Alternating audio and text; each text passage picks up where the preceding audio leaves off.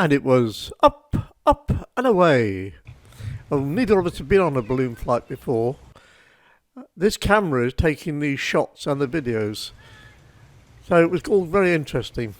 The pilot's making some adjustments there, I think, to the top flap of the balloon. And we're tethered to those two Land Rovers. You can just see the bonnets there, but the whole thing is tethered to that, or those.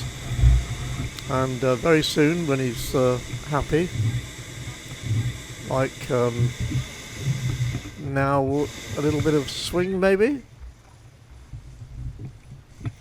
Here we go, yep, we're just about to leave. A bit more hot air. Oh, that's swinging nicely now. Oh, I reckon we could let go of the tethers. Yeah, that's it, all gone. And we're off on our way.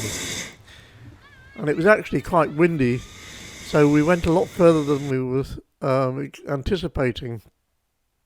And I think the journey was about half an hour longer than the pilot intended it to be, because he couldn't find a suitable place to land. Anyway, we thoroughly enjoyed it. And oh, what a lovely view, straight over the top of the sewage works. It's quite amazing really, isn't it, when you think all that flame right next to a bit of cloth, and that's what's keeping you in the air. It doesn't seem natural to me, but I enjoyed it. There were about 16 people plus the pilot on board. In each corner there's a little compartment, and you were 4 to a compartment. And before loading, before we were allowed to get in, he asked how heavy we were, and then he distributed the weight so that the basket would fly evenly, which is why I ended up in one pod and my brother ended up in the other. And we're the two with the light coloured hats, Tilly hats. Gerald got his in Canada, I bought mine in Cardiff somewhere, I think it was. But anyway, they're both genuine Tilly hats. They're made in Canada and they're guaranteed for life, but they don't tell you whose life they're guaranteed against. So Gerald's ought to last 4 years longer than mine, because he's 4 years younger. Well, we ascended and descended several times. We went very high. I can't remember how many thousand feet it was, but here we are going over the one of the JCB factories. And now he's starting to look for somewhere suitable to land, but because of the wind speed and direction, he had to keep on going. Now we're approaching a small village. I can't remember where it was, but a small little village.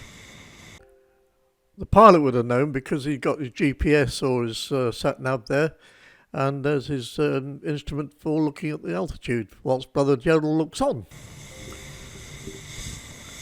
Which is where one of the places where he thought he might be able to land, and we went down quite low, but he decided we were going too fast and the ground wasn't right. So he climbed away and we went on.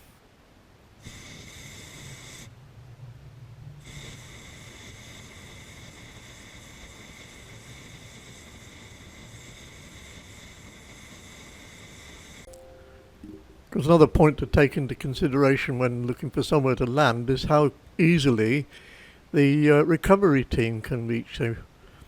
So he's looking for somewhere that's suitable for speed, type of ground, and how easy the recovery people can get there.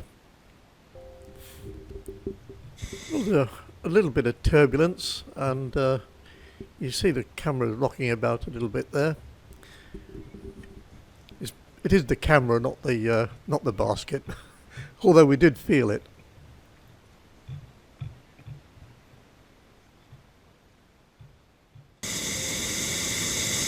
Then we climbed up high again and kept on going. And by now, I think we were pretty well over our time. No, back down low again. Keep on looking.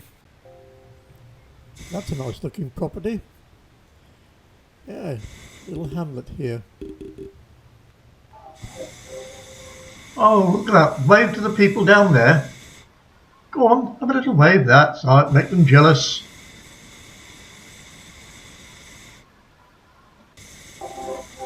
There's somebody else to wave to. That's it. A little wave. And now he's spotted somewhere to land. And here we go. Over that hedge. And what's that ahead? A pile of cow dung. Oh no! No, straight for it. Oh my goodness gracious me. I went back and measured it afterwards. We missed it by about a foot. And we're down. Down comes the canopy. We're getting tanked around a bit. And yes, the basket did tip over. And we all ended up on our backs. I had a girl fell on my lap. There I am there, hanging on. And there's my brother, hanging on, looking a bit perturbed really, I think. But it was a really, really good experience. And I would recommend it to anybody. And this outfit, the organisation was great, the pilot was great, kept you informed, and the recovery was really good. No, the whole thing, the whole experience was well worth the money. And I'd do it again. Just ahead of me. Well, one out. Excellent. Well done, everybody. Well before the landing, the pilot gave us very clear instructions on what we were to do, how we were to stand, what we were to hang on to, and it all worked out extremely well. Nobody was hurt at all. Great, so everyone out? Great, we'll enjoy that. I guess okay. And there's our pilot